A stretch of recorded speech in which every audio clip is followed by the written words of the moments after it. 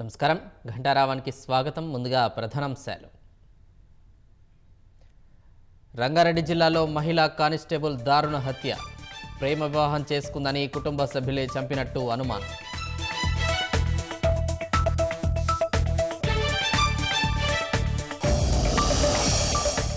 ములుగు జిల్లా వాజేడు ఎస్ఐ ఆత్మహత్య. వ్యక్తిగత కారణాల వల్ల తుపాకీతో కాల్చుకున్న హరీష్.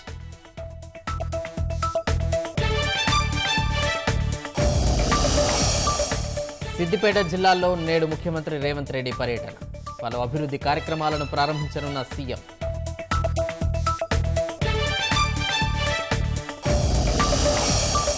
పెయింజల్ తుపాను ధాటికి అతలాకుతలమైన పుదుచ్చేరి. తమిళనాడులోనూ భారీ వర్షాలు, 6 మృత్యువాత.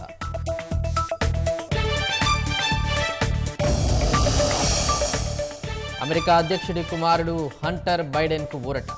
అక్రమంగా ఆయుధం కొనుగోలు సహా 2 క్రిమినల్ కేసుల్లో క్షమాభిక్ష.